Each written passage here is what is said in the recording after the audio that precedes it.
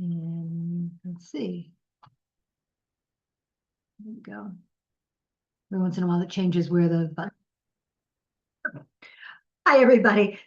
I'm Linda Brubaker, and this is Career Search Lunch and Learn.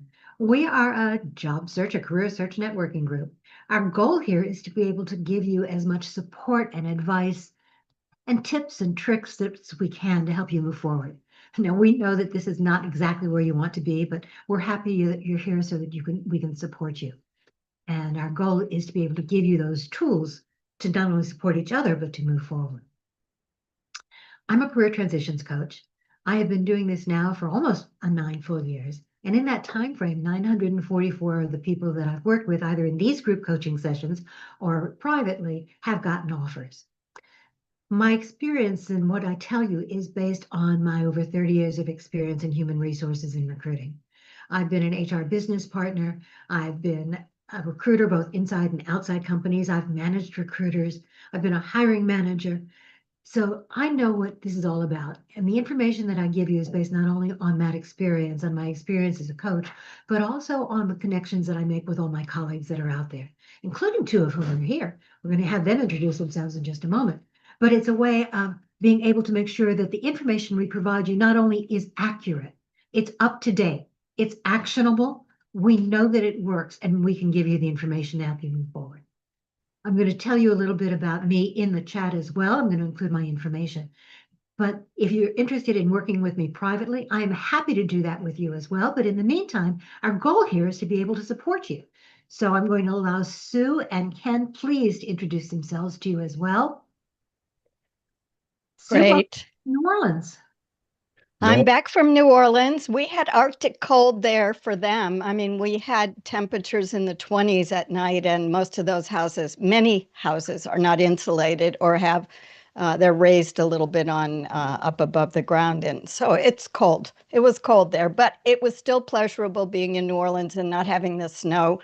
At least we didn't have to shovel it. I'm futzing around with my pictures and my camera because my usual camera here just decided not to work this morning. And so now I'm trying to remember, I have to look in this other one, and that's why I'm so close up here and you see a lot of my background, but I'm not job interviewing. I'm here to help you. I, like Ken and Linda, come with a lot of experience in doing this, but also we learn from you. And so the important thing is that you've all shown up today. Those who don't know me yet know I celebrate everything, and I'm back to my big, big, big New Orleans colors, pom-poms today. I do want to just say I've missed the last 2 weeks, and Linda, I am going to go back and watch them and see what you all discuss, because I'd like to hear about the successes and also the questions. And I'll turn it over to Ken and figure out how not to stand up too tall. All right, Ken. Yeah, I'm standing up tall for Ken. This is next time I see you, I'll be an inch taller. All right, on to you, Ken. That's kind of an inside joke because I'm actually 6'5". For those of you who've never met in person, and when Sue and I first met, it was like, oh my God. But I'm here to help support you too. I'm a career consultant for Leac Harrison, and I actually just got off a call at 10 o'clock there with about 70 of my fellow coworkers, and we were discussing strategies as to how we can help support job seekers. And one of the things I'm up to helping 30 right now, but one of the biggest challenges that we have, and we all kind of vented about it, is we reach out to so many people and very few people follow up with us. So they have the services, and we have a balance between how nudgy do we want to get and how nudgy should we get. And we kind of came to the realization that this is the information we have, this is the training. But one takeaway that came up today was that with age discrimination, not just for the older, but for the younger. And we need to have better training in both cases because it's great for 70 of us to get together and chat, but there has to be a better mechanism for that. So I love working for Leac Harrison. I love working with other people. And I learned so much from you guys too, because the more I can learn about your situations, the better I can help others. And I think not that you want to be in this situation. I actually invited a bunch of my LHH people here today. Don't know if they're here now or not, but that's going to be my pay it forward too, is to let as many of them know to take advantage of things like this, because very few people know about how important networking is. So great to be here, Linda, and Sue, welcome back. And so Ken's been a couple of really important things, one of which is that this is a pay it forward group. And what we want to be able to do is pay it forward for all of you. And we want you to be able to pay it forward too. That's one reason we share successes. It's one reason we have that private group. It's one reason that I'd love it if when you're making comments in the chat, don't just say, yes, that's great, or congratulations, or huh? Put down what it is you're commenting about so that when you go back and take a look, you'll know what it was all about. When somebody else is reading the chat who wasn't here, they'll be able to see and understand it as well. It's also a reminder for you.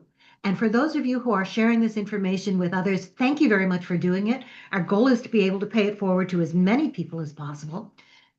But put a post out there. Tell us something that you've learned. Give people a reason to come to join these groups. And not only that, it's your way of putting yourself out there on LinkedIn, tagging the rest of us or some of us so that we can make sure that we can respond to you as well.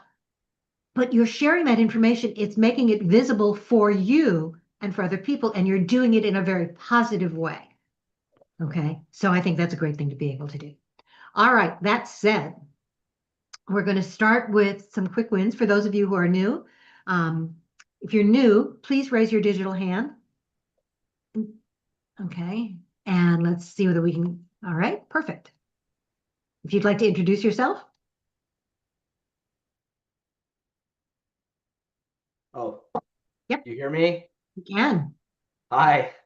I just saw that come up here. I'm new here. I'm Augie Santa Maria.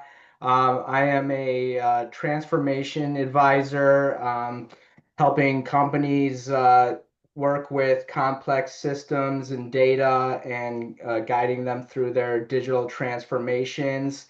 And I am excited to meet with all of you guys today and learn about what is going on in this job market. Great to be here. Thank you. Thank you. Did you put your contact information in the chat? Yeah, I did. Perfect. Thank you. Thank you. Uh-huh. Hello. Hi, I'm Paige Lynn. I'm in Southern California. It's a lovely 7 degrees out here right now, so I apologize to everyone else. I learned about this group through another networking session, and so I'm very excited to learn from everyone. I was a what they call decision support analyst, but loosely translated to data analyst at Emory University, laid off last year in June and struggling to look for a new role. So I'm definitely trying everything possible to get visibility. Thank you. You're very welcome. Welcome to the group. Paige, thank you for coming. I put that in the Rochester work. That was me. Oh, good. Oh, and then I met other people who brought up the group too. So I'm so glad you guys That's shared. great. Sorry. Perfect. Yeah, we'd like to be able to spread it as well as we can. All right. Anybody else? All right. One more. Perfect. Hi, I think that's me. It is. I'm Abby Fredrickson Shea, similarly laid off at a large university, Northwestern University, in August. Was the director of 13 engineering master's programs, and am looking at Northwestern. I'm looking in the Chicago area, and have a lot of experience with process improvement. We did a total reorganization of the team 3 years ago, and I led that. So just really trying to figure out how to either stay in higher ed or translate the skills that I have, which are broad because you do a lot of things when you're in higher ed. So thank you very much. And somebody Absolutely. told me about this, who I used to work with at Northwestern. Somebody actually who's counted in that 944. Yes. Yeah. Perfect. Okay. Anybody have a quick win? For those of you who are new, one of the things we do is we start our sessions with quick wins. Let's make them short, but we want to be able to share what other people are doing so that you hear what's working, what's not. And by the way, a quick win doesn't mean that you got the offer, although if you did, that's great, but it's also something that you've tried that didn't work perhaps, or what's going on with you. We want to be able to add you to this group. Okay, so go ahead, TJ. Quick win, I had a position open up locally that I applied for yesterday and got a hear back today, just determining Wow. if you said they forwarded it to the Vice President of Technology. So I'm wondering if I should follow up saying thank you. Yes, you should, both to the person who forwarded it, as well as sending some sort of information to the person that you will be talking with. I don't know who, I don't Even exactly know who that is. So, but you do know the name of the Vice President of Technology or find out? Yes. Okay, so I would connect with that person on LinkedIn. Simple connection message, whether they respond to it or not.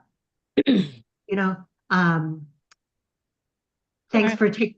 Okay, I've applied for such and such a position.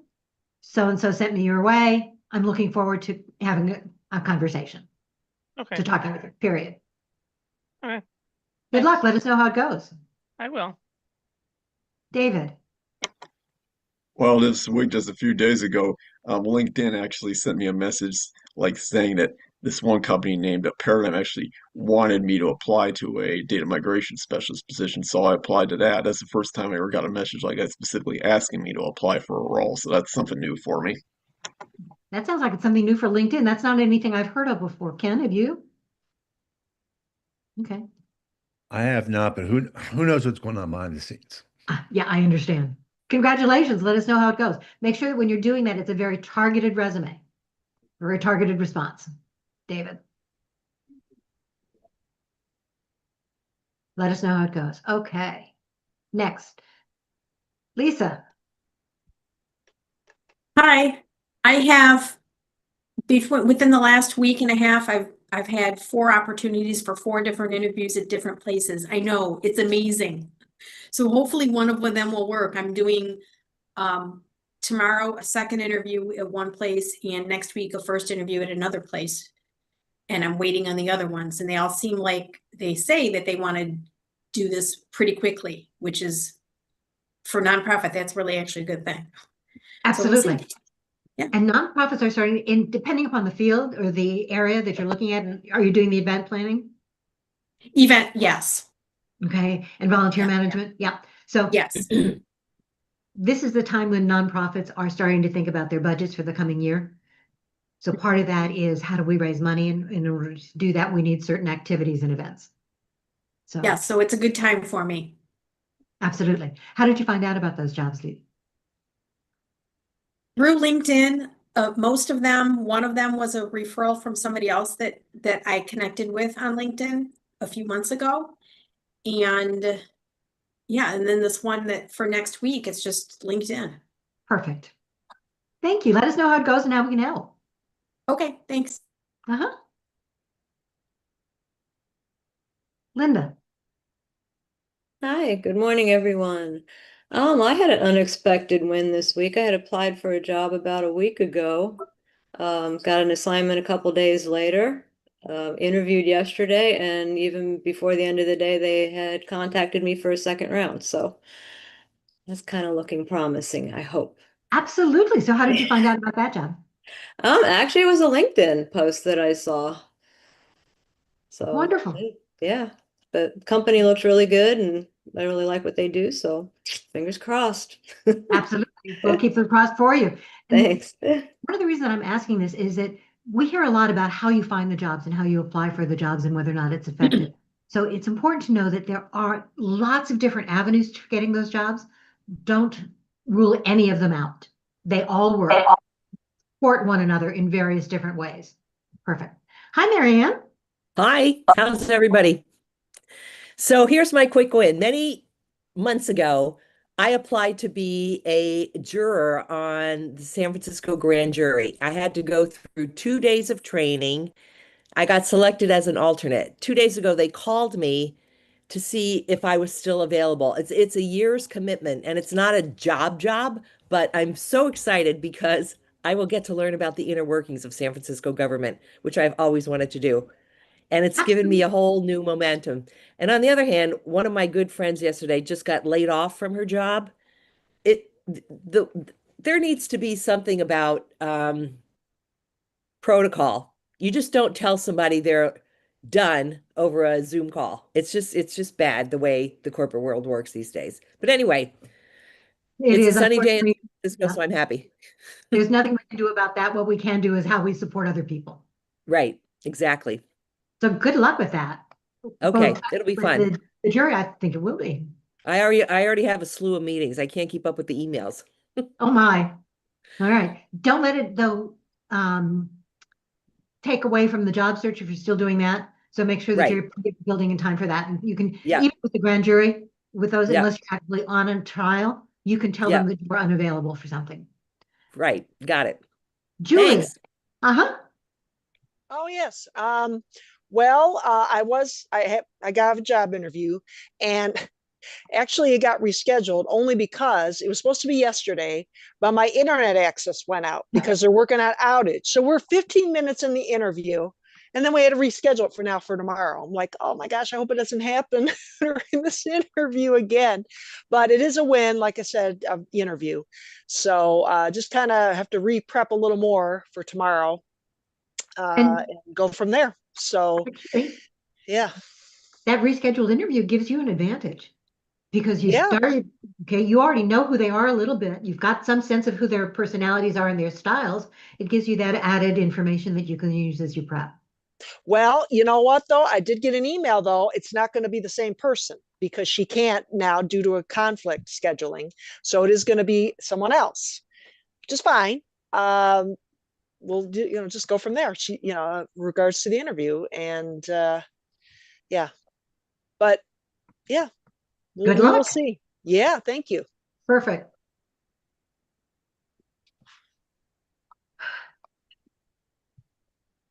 Okay, Maureen.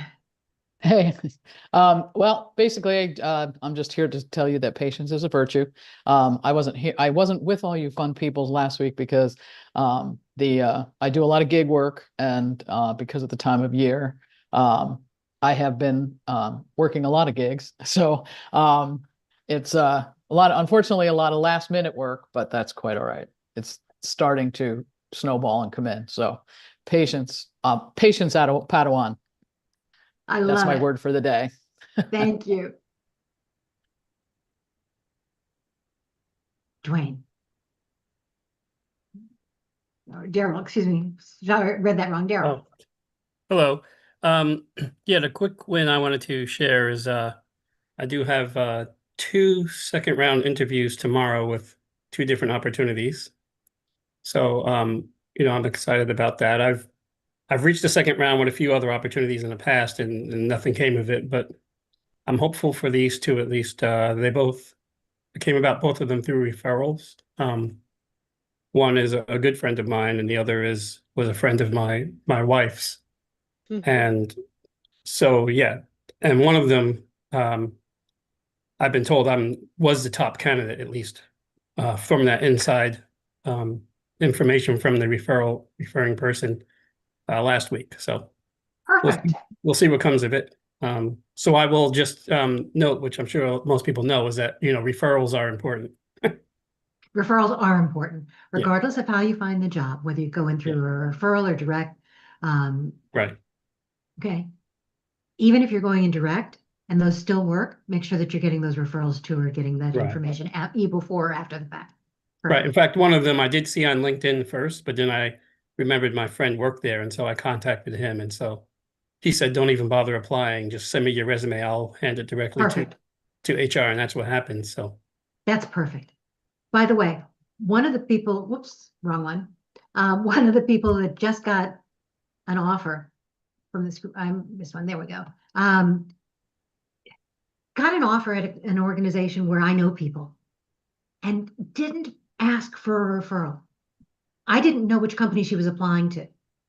The important thing, one of the things that's great about this group is that if we're connected with one another, you are also connected to everyone we are connected to. Ask people for referrals. Tell people which organizations you're looking at. See if we know anybody. And even if knowing is a very loose term. Doesn't mean that we've actually spoken with people, although in this case I had. But you don't know where that extra referral can come from. So always ask. Check your referral network. Go in and look for people who are at that organization, who are your first, second or third level connections, and then ask for that referral. Okay, thank you. Sorry about that. Kevin. Okay, I had a interview with JP Morgan Chase. It was done by a group.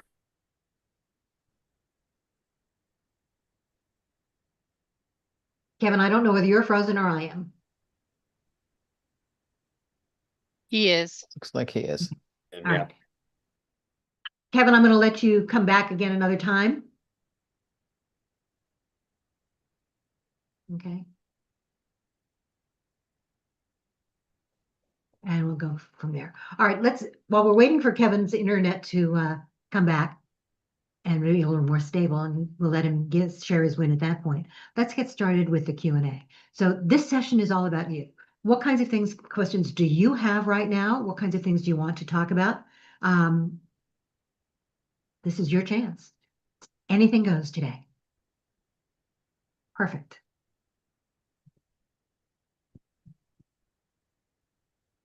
Carl.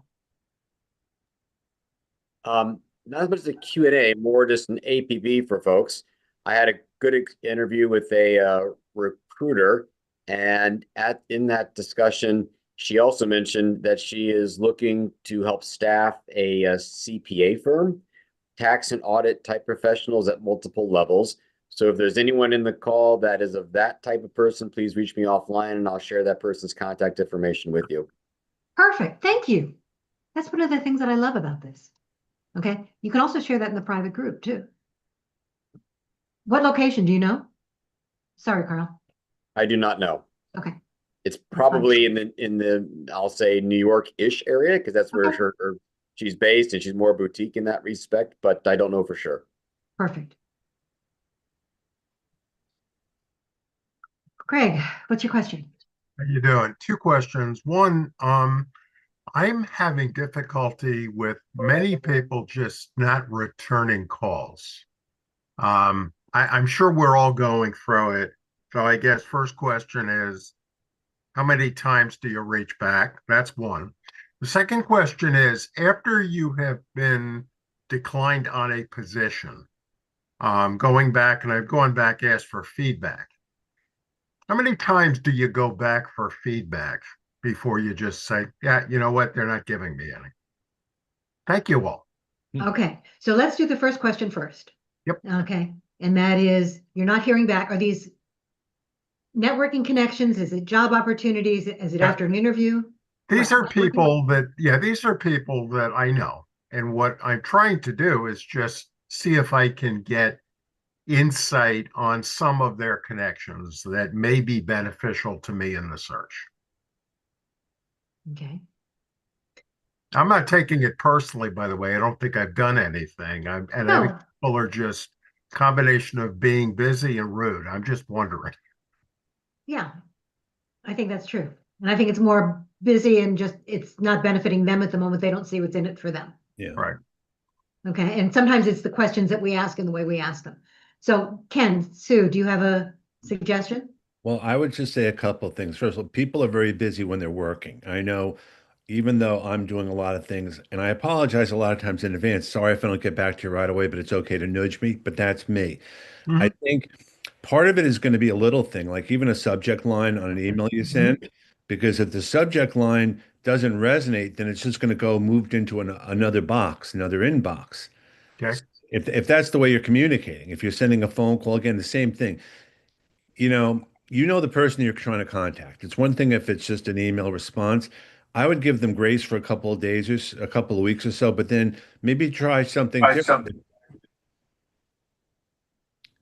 I was going to say, just try even a little thing like a subject line difference, just to make a little difference like that. I don't know if Sue has any other thoughts or not. I'd just expand on what you said, Ken. Two things. One, in the subject line, a brief question for your advice.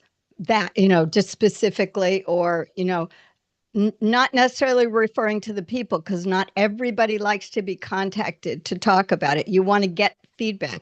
Make sure then in the body you've said, if email's not convenient, call my cell phone anytime I don't answer it. You can leave a short voicemail or record a brief DM for me, because sometimes people will be more likely to do it if, like, we sit down to write an email. Oh, I got to say blah, blah, blah, and blah, blah, blah. So give them alternatives for responding. Okay. And twice, I think, be careful about the word feedback, because feedback implies you want something on your performance. So, I find putting the words asking for your advice on one brief question, 5 minutes to chat with you, even things like that. So that's what I would say. Same thing as Ken. People are busy, but I find if someone says to me, DM me on LinkedIn, then sometimes they do it. That's easy to go to. They don't have to find my name and my email. Right. Thank So you. let me add two things, because I'm going to combine your two questions. Good. First of all, okay, in terms of the follow-up, if you're reaching out for networking, remember, it has to be something in it for them. If you're just asking, I need to know who does this. People are less likely to respond because it's an ask, right? As opposed to anything else, especially if these are people you haven't talked with in a while. Okay, first you want to catch up. How are things going for you? And as part of that conversation, ask for that. Gotcha. If you ever worked with people in that company, if this person worked with somebody, when you get a chance, I'd love to hear a little more about how it was when you were there. Okay. It's learning about them before you're asked. So that's number one. Number two, in terms of the interview follow-up, legally, companies are really hesitant to do that. And we're seeing that more and more, even from when I was still doing this. So instead of asking for feedback, what you're asking for is, what can I do I'd like to get your advice. What can I do to better prepare myself for a role like this at your company or elsewhere in the future? Okay. That's not asking for specific feedback, which legally they are having trouble doing, but you're putting them in the role of a mentor instead. They're more likely to respond to that. No guarantees, but I have seen that role be successful. Okay. And that's something there. Thank Okay, you. Did we get it? Perfect. Yes, thank you very much. I like the second go round on asking for what can I do better. That's actually perfect. Thank you very much. You're very welcome. Hey, Linda, I just wanted to jump in. It's Logan. I had a comment in regards to sending emails and DMs and getting responses. I once read, I don't know if it's urban legend or if it works, but kind of being a little bit more casual in your subject line, making it seem like you know each other. So maybe all lower caps, quick question, or something that gets them essentially to open the message. Not looking to play games necessarily, but if if you put a subject line of newly posted role or something where it's like they might get that subject line a lot. I don't know your thoughts on that. So one of the things that we're seeing is that a lot of those that look like they're casual, quick question, whatever it is, turn out to be pitch slaps. Yes. Oh, okay. And we don't want those. So those are least likely to be opened. Yeah. So if you're sending an email, make sure that it is something that I really want to know about. Okay. Something that I'm more likely to respond to, as opposed to, gee, I've got a quick question. Hey, here's my resume. Okay. There needs to be a reason for me to talk to you. Sue and Ken, are you seeing the same thing? Yeah, I think especially now with so many automated and fake recruiters and fake emails, I get 3 or 4 a day for jobs and things like that. That's a whole separate discussion. I think you want to be genuine. And genuine means different things to different people. If I have a relationship and I've reached out to them before, I can be a little more casual, but still, you're reaching out to someone in a workplace that gets lots and lots of stuff. Yeah. So maybe one thing that might make a difference is when you send the email out. If you send it out during the day on a Tuesday, Wednesday, Thursday, you're not going to see it. If you send it first thing in the morning, or or maybe the end of the day on Friday, you may have a better chance. I think these are all just things to think about. Yep. The other thing is, if you're doing a LinkedIn message for any of you, I'd recommend, let's do a voice message. It makes you stand out. You are a real person. You are not a bot. You cannot use AI, at least not yet, to send those voice messages. Okay, so it has to be very deliberate. And a voice message, I am more likely to listen to, okay, because it's different. But again, it's not an ask, it's not vague. You got to have a reason for reaching out that they want to hear. Lisa, your question. And I'm hoping somebody else is monitoring chat because I'm not right now. Hello.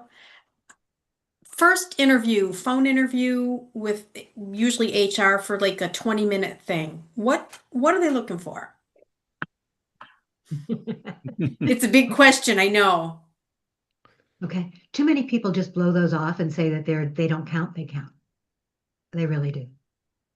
Okay. So from the HR side of the desk, okay, what I'm looking for personality. Mm-hmm. Okay. So I'm looking for that cultural fit. I may be looking for you to check off certain boxes. So I may ask some of those questions. I'm looking for the way you answer questions. Okay. One of the things we forget throughout this entire interview process is that for most questions, there really are no right or wrong answers. I'm looking for the way you think, the way you act, and whether or not you can tell me a relevant story. If you've only got 20 minutes, you've got a very little bit of time to show how you are a fit for the job. So treat it like a real interview, answer their questions short, succinct, and move forward from there. I also said in the chat, if it's in person or video, smile. Smile. It's not going to a dentist office. Exactly. And you It kind of feels like it. No, but this is the perception. If you're going to go in there stressing out and Right. smile, even if it's an act, because that makes a big difference. It does. And people forget to smile even on the phone. Yeah, absolutely. Because it changes your voice. It really does. And if you're stressed about it, stand up for a minute. Yes. Stand up for the whole thing, actually. Yep. It gives you more animation. I'm standing at a standing desk because I know I don't get lazy and slouch, or not very much. It does. And the smile comes through on the phone, whatever. But the other thing to remember is these people wanted to talk to you. So approach it from a conversation. I know you, Lisa. I know. Yeah, I know. me too, But yeah. of course, it's scary, especially if you haven't had an interview request in a few weeks and you're like, oh no. Remember, they want to talk to you. You made it to a certain level, even if it's a junior person calling up to say, did you really graduate in 1968? Is your degree really from that's me, University of Rochester, whatever. So, yeah. Yeah. Okay. Thank you. You're very welcome.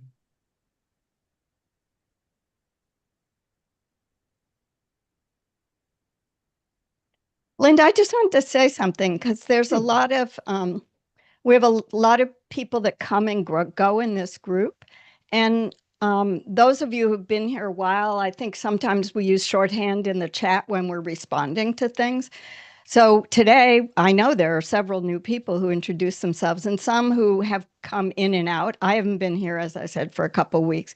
So just, remember when you're explaining, don't just make one short comment as if everybody will understand it. Try to give people the grace of writing more than less, because this group is very, very supportive. And I'm just reminding us oldsters, I could write to Mary Ann and say, because she got this great thing on the grand jury, oh, you're going to be fabulous on the grand jury. Well, no one knows probably, unless they've seen Mary Ann a lot, that she actually has a huge background in immigration and et cetera, right? So, let's just give everybody the opportunity to network as if we're all new together.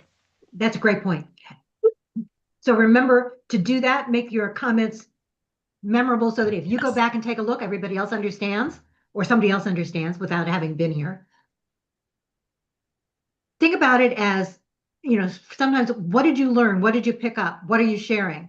And if you're congratulating somebody like Mary Ann, why? What did she do? Because that's a great point, Sue. Thank you. Okay, sorry about that. Okay, Matthew. Hi, Matt Zalby. By way of introduction, I'm looking for an opportunity at a small to mid-sized agency where I can help them to grow and evolve at a strategic executive level. That's my pitch. Couple things I want to follow up with. Craig, in terms of feedback, what I've found helpful, outside of like performance feedback, is to add value. So if I can come back with something I've read recently, germane to the company or the industry, that's helpful, and maybe rekindles the conversation. Perfect.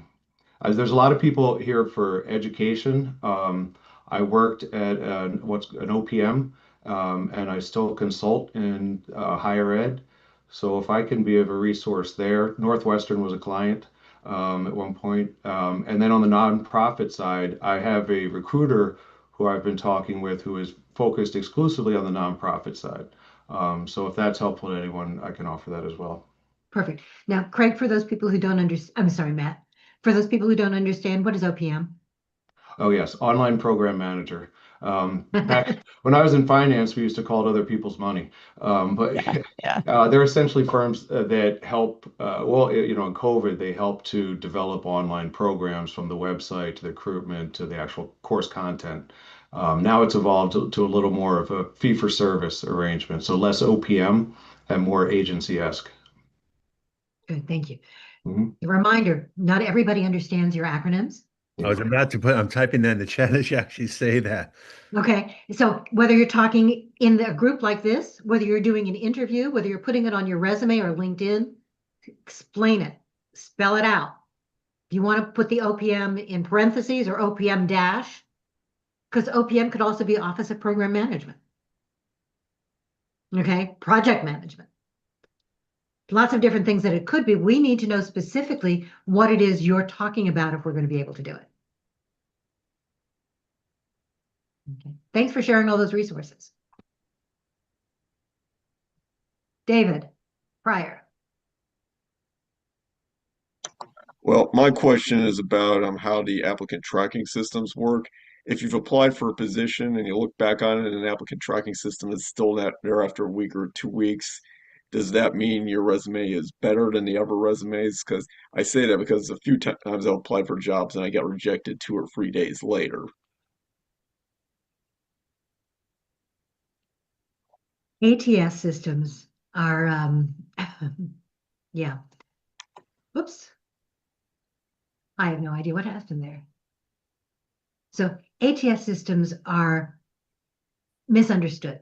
An ATS system is an applicant tracking system. It is an electronic file cabinet. If your resume is still there and it's listed as under consideration, honestly, it doesn't necessarily mean that your resume is better than anyone else's. What it means is we haven't made a decision yet, either about the position, the people we're talking to, okay, or whether or not you're in or out.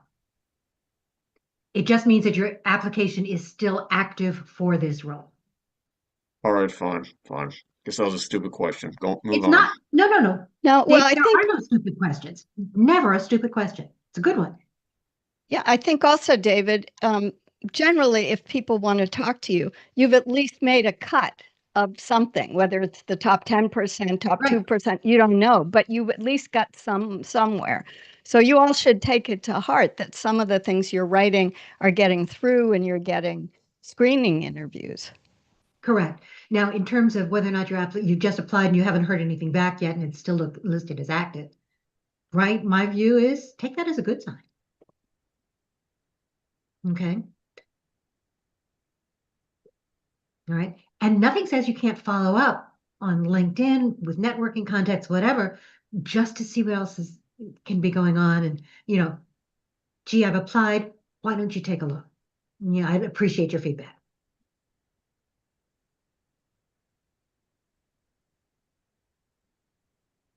But there are no stupid questions. Ever. Mm-hmm.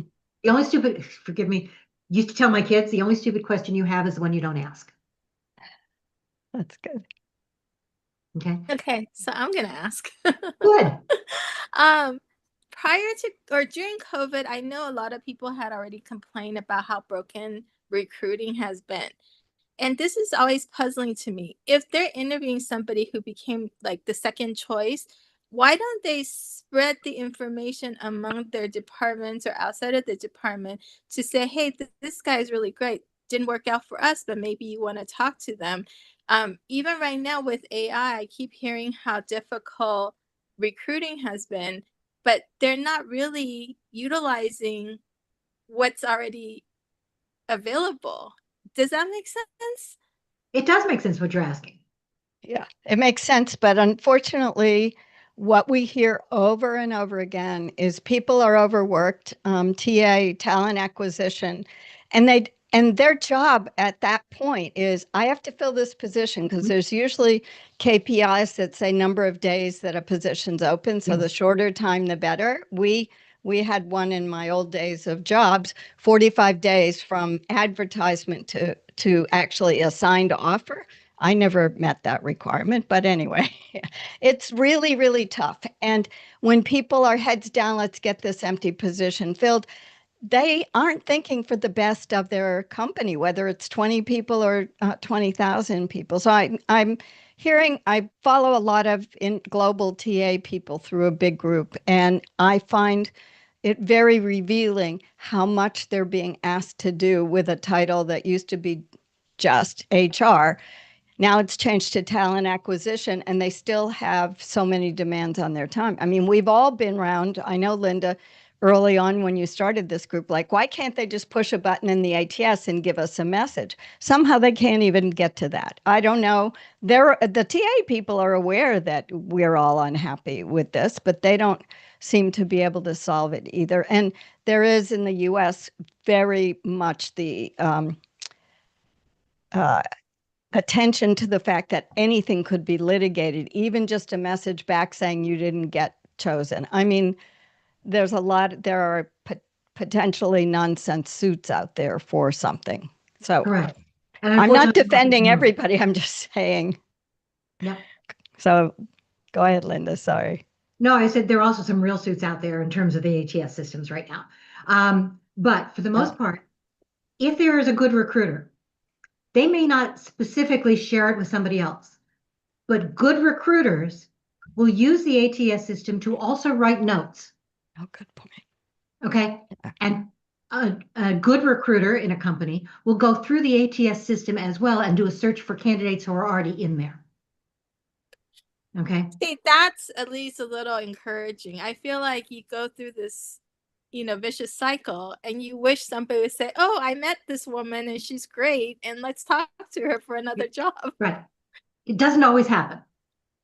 Thank you. And we wish it would. Now, one of the ways that you can help it along is keep in touch with those recruiters. Okay. Keep in touch with the company. Follow the company on LinkedIn.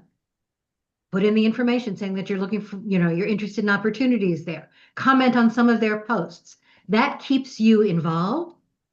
And one of the things that I've started to hear from company recruiters is that one of the things they look at when they look at your profile is how many people from their company you are connected to.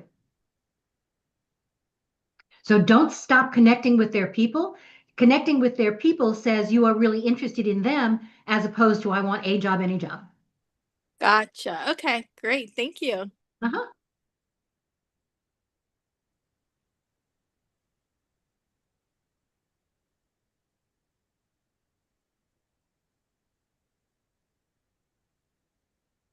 Hello again.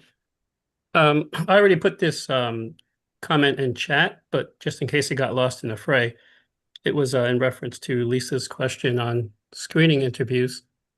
I have found that very often the screening interview is recorded or transcribed at least, and that information is shared with the hiring manager, who then decides if they want to move forward. So the screening interview is very important, in that respect.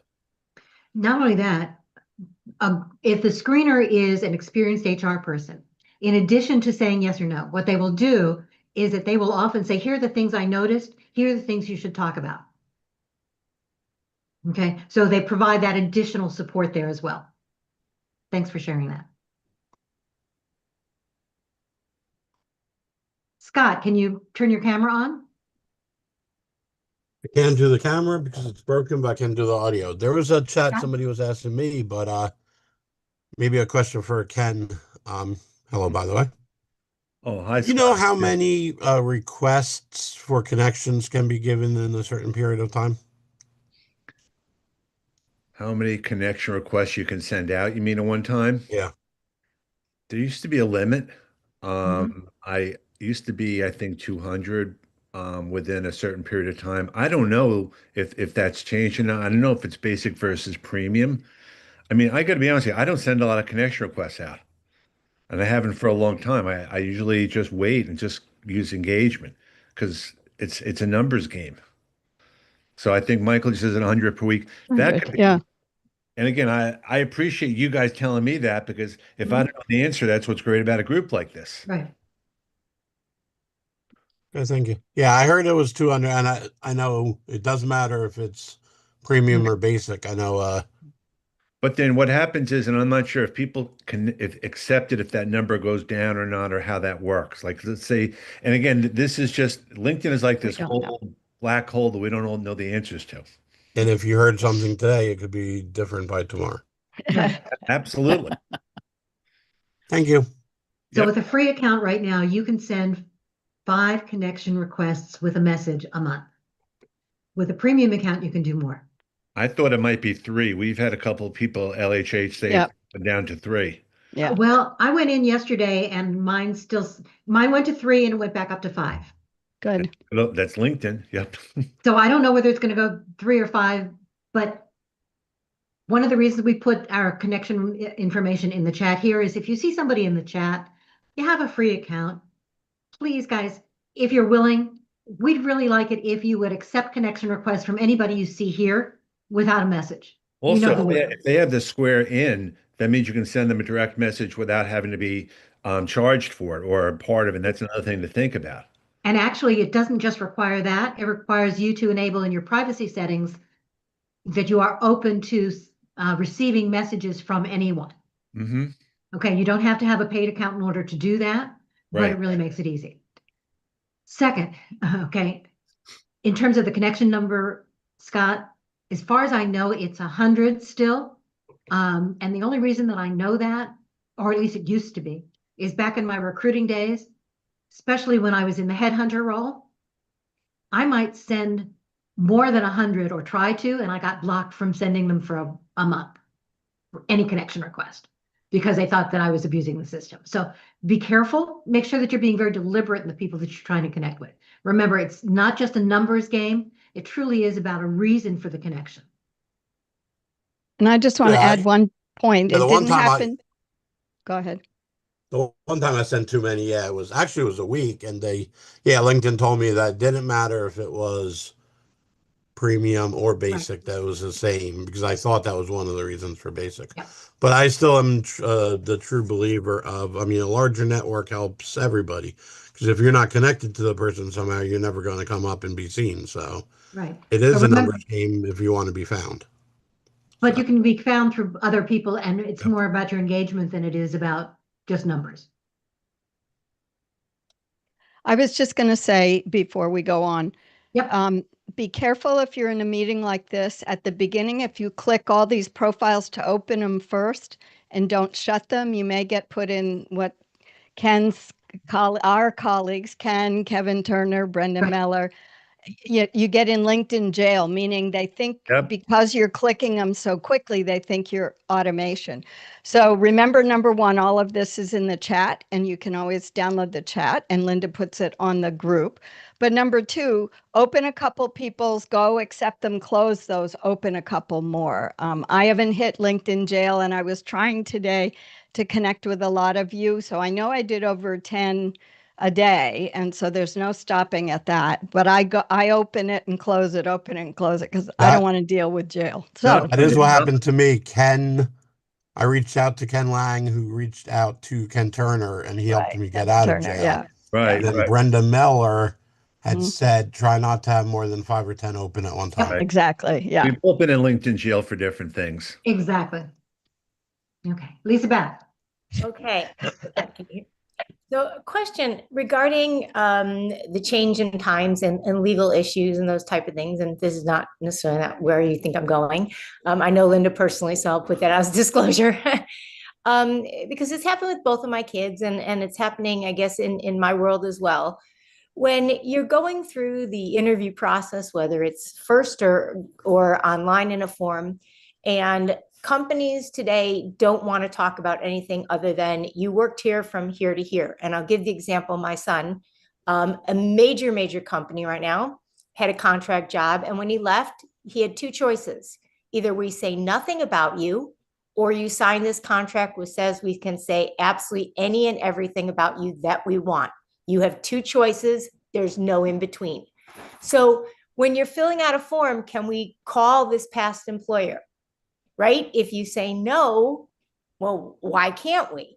And if you say yes, depending on who picks up the phone, they could say anything, and it doesn't matter if it's only good things to say, right? But they could say anything. How are we answering that, whether it's on a form, because then it's a yes or no and there's no one interpreting it, or if you're having a conversation with someone? What are the answers to these things now? I'll tell you that two things. On a form, if you say no, they're going to suspect something's wrong.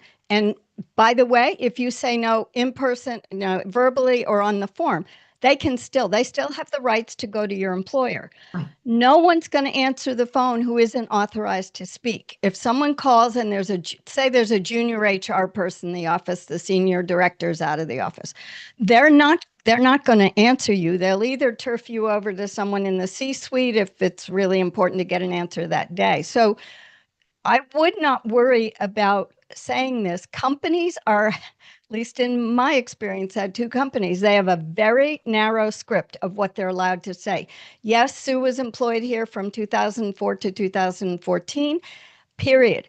And they could verify the last salary I left with, but it had to be said by the person calling in. They couldn't say, oh, yes, she made X dollars. They had to say, did Sue make this much money? I mean, it was literally that narrow. So I don't think people are aware of how little companies' HR are able to give you feedback, which is very little. And they do it only for official job searches. Like you have to say, I'm from Amazon HR, and they'll want, I mean, nowadays on the phone, they're going to want proof of it. Right. Okay, I'm going to take that a step further. Regarding references, I found one way of a wraparound is to ask them to do it personally, right?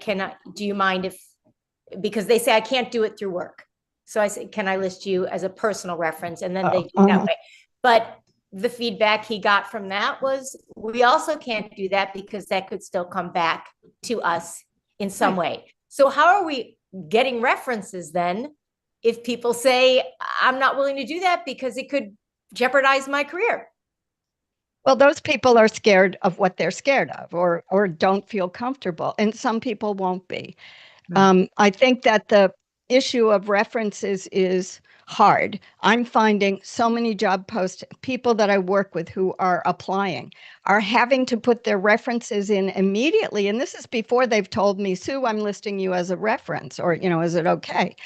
I want to go back to something Ken put in the chat and just remind people, use LinkedIn for not just getting full-blown recommendations, because most people don't want to write them. But what I'm finding is people will say something to me in a meeting, and I can go back to them and say, here's what you said at the end of our meeting. Are you okay if I quote this? And I actually am starting to develop a little sheet of how to make, like one-line testimonials, because that way you can put it in your featured section. So that's how you can be proactive getting feedback. But Elizabeth, again, it's kind of like why TA folks don't answer.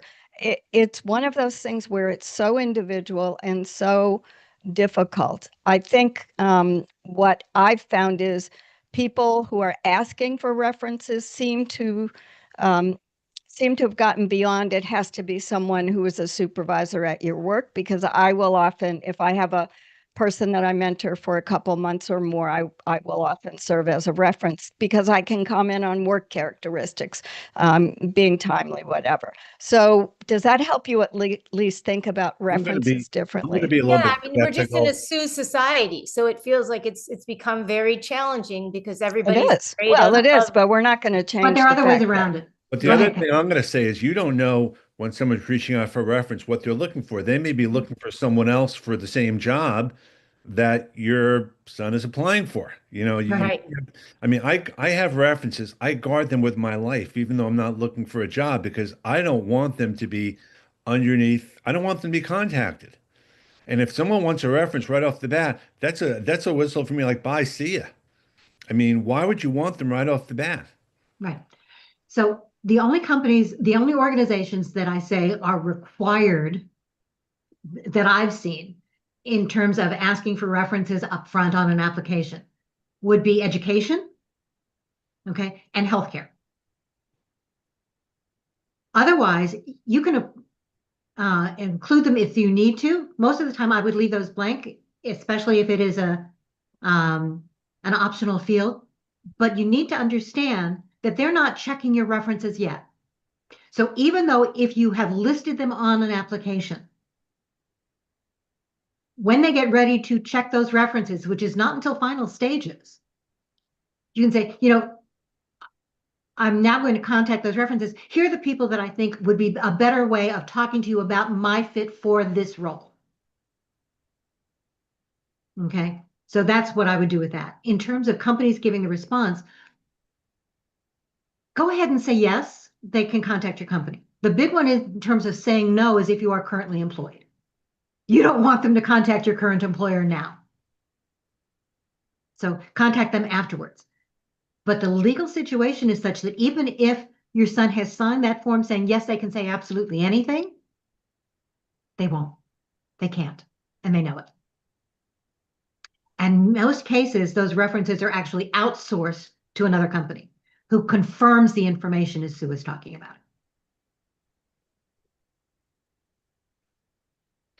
Okay, I know we're near the end of time. We are at the end of time. So before people have to start dropping off, I can stay on for another 15, 20 minutes or so. Ken, I know that you may have to leave as well. No, I've had all my LHH work done this morning, so I can stay on for a few minutes, actually. Perfect.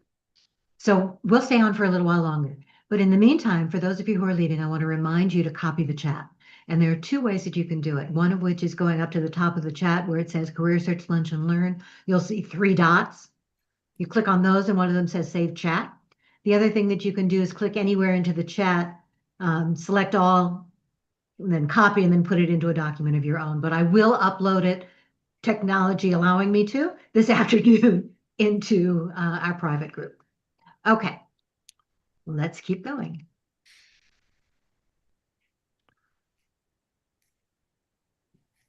Jacqueline. So I have 2 questions. The first is I get mixed messages in terms of the resume, the format. Combination, chronological, functional. What's the best format for a resume? You want to tell what you're telling your clients, Ken?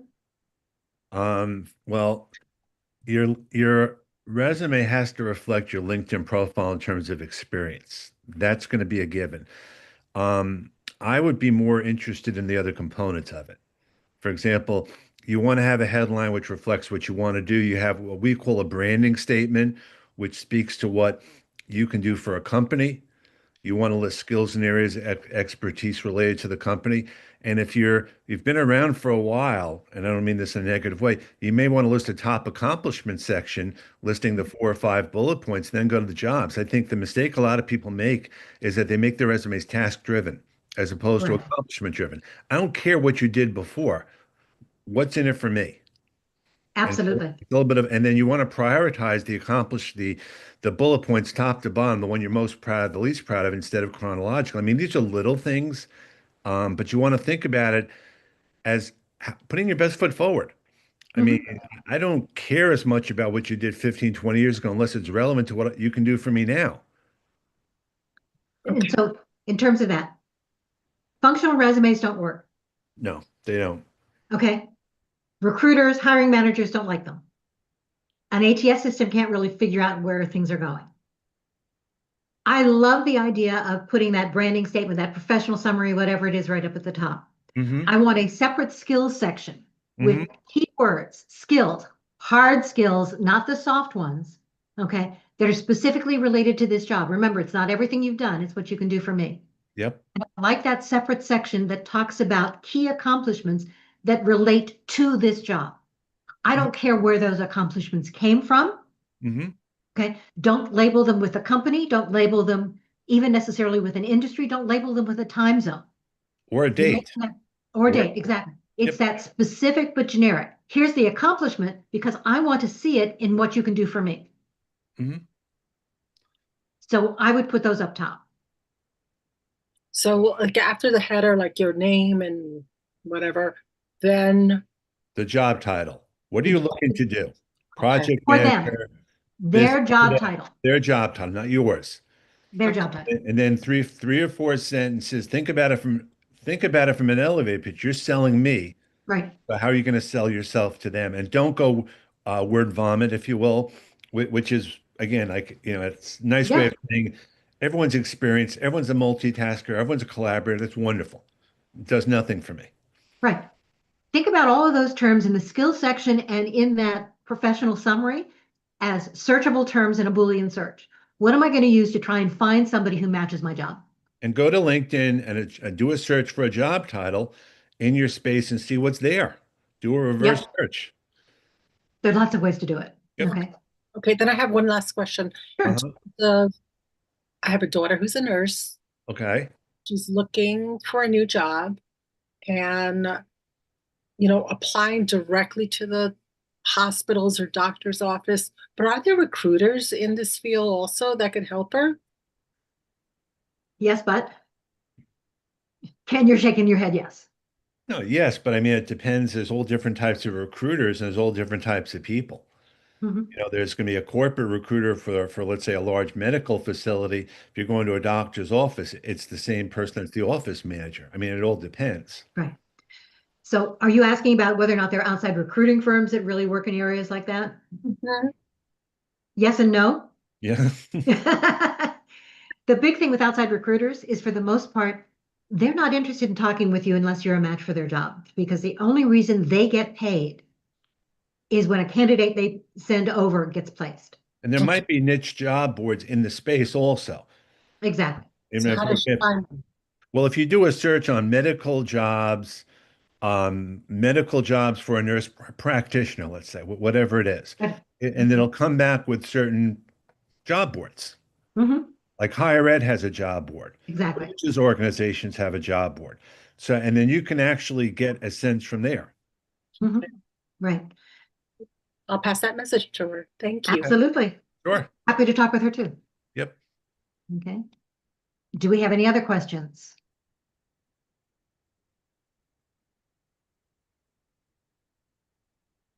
All right. If we didn't get to your question, okay, we will try and pull them from the chat and do it there.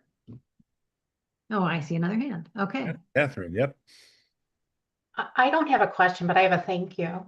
Oh, okay. I want to thank Linda for your YouTube channel and the video that I spent a lot of time with last week on resume tips and tricks, etc.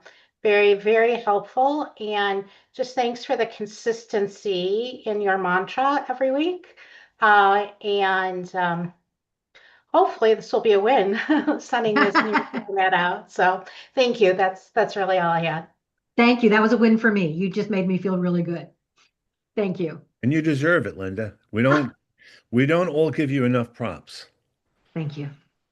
Ken, you too. I mean, all that you do here. By the way, want to thank Ken. Did you know that Ken is a best-selling author now? Well, not quite yet, but no. Well, contributor. I know. May actually add that to my profile too. You are too. I am. I added it to my profile as a contributor, actually. I did. I know. I may copy some of that language or that title and add it to mine as well, if that's okay with you. It's fine with me. But the idea is you all have expertise, and regardless of how it's used, you need to make sure that you're sharing it so that people understand it. Okay. It's one of the benefits of commenting on LinkedIn. It's one of the benefits of commenting here, building those relationships. We can now support you with connections, with ideas, with suggestions. answering your questions, helping you move forward, but only because we know who you are and you're sharing what you're doing. You're sharing that expertise with us. You're sharing your questions. And I appreciate the vulnerability. Again, does not go outside of here, but it takes a lot. I mean, I was in job search and I'm actually be celebrating my anniversary being canned from UPS this week, which was probably the best thing that could have happened, but I didn't think so at the time. Yep. It's a life lesson. It is. I mean, I've been laid off a couple of times. By the way, when you're laid off, it's not your fault. Nope. Nope. Okay. The company lost you. You did nothing wrong. I found that out years later, actually, when I ran into one of my senior managers. Yeah, We were both out of the company then, so we were free to talk, but yeah. exactly. Okay. And it's out of their control. And I'm seeing more and more, unfortunately, I saw more layoffs again announced this morning. Oh, it's bad. It's going to be bad. It is. We did a cracked crystal ball session earlier in January, and I'm seeing even more layoffs coming down the road, and I'm not seeing major growth opportunities. Seeing it in some fields, but not in many. And even then, companies are hiring, for example, talent acquisition and laying off people in talent acquisition at the very same time. Makes no sense. Money. Of course it is. Of course it is. I see another hand raised. Jason's hand is up. Hi, Yeah, Jason. quick question. I know we're very much past, and I know there's not a lot of people here. I was thinking within the last couple weeks, just a suggestion, take it or leave it, in terms of these groups, these calls. So we talk a lot about LinkedIn and successes and wins and, all these different things. But I was thinking, there are so many people on LinkedIn, if you just scroll through your own feed, that'll come up, so-and-so is looking for, these roles, and there's a link to the job description, or, at a personal level, I'm a hiring manager and I'm looking for somebody to fill this role.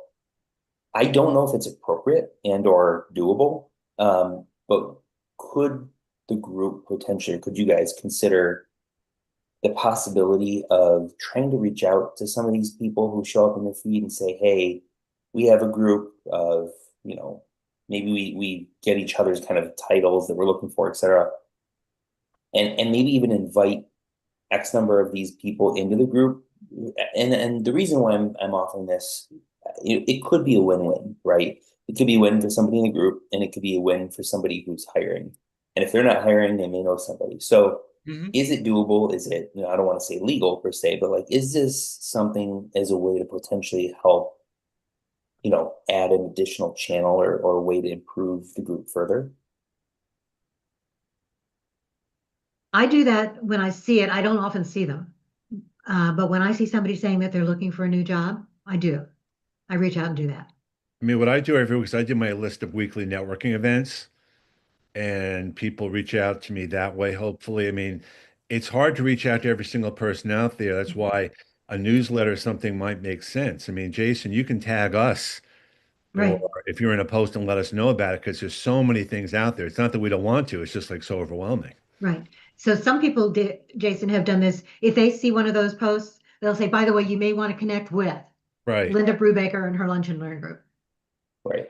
I guess I'm looking at this a little bit differently. So I think that there's that digital connection. There's that mentioning somebody on LinkedIn. The way I'm looking at this is prospective potential opportunity is actually inviting them into this call.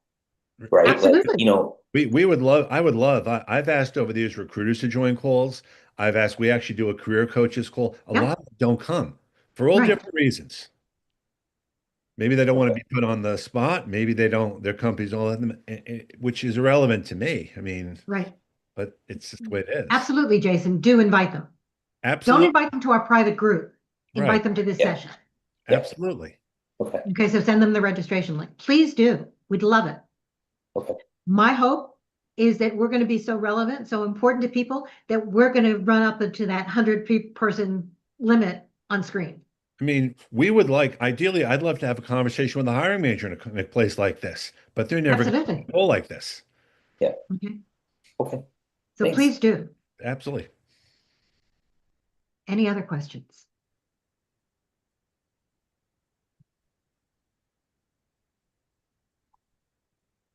Okay, we've gone about 15 minutes over, Okay. which is fine with me. Thank you. Yep. All. Okay, I really appreciate it. I'm going to go back and there we go. Thank you to those of you who stuck with us for so long. We appreciate it. We Absolutely. appreciate your comments, your support. One of the things we really appreciate is the questions that you ask, because if you have the question, somebody else does too. And it actually helps me also because the more I know, the better I can support others. I mean, Exactly. So I've used these questions not only to help you here, but to figure out what else we need to talk about. and what to post about. Exactly. Yep, Yep. exactly. Mhm. So please do that. And please share it any way that you can. We want to be able to be helpful. This is our way of paying it forward. Absolutely. And your way of paying it forward to other people is not only sharing that information, but doing what Jason said, inviting other people here too. Yep. Sharing that kind of information and support. Mhm. Perfect. Okay. All right. Take care. Thank you. I agree. I'm going to close this down in a minute unless anybody else has any other questions. Thank you, Ken. Remember to copy the chat. I will put it in the private group this afternoon.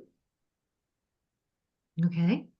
And we'll see where we go from there. I'm hoping to see you all next week. Remember, let us know the kinds of comments or the kinds of topics that you'd like to see. If you've got specific topic ideas or speakers, please DM me and tell me that you have that idea, and we'll make sure that we can make it happen. Okay? Thank you, guys. I'm going to close the meeting down, the recording.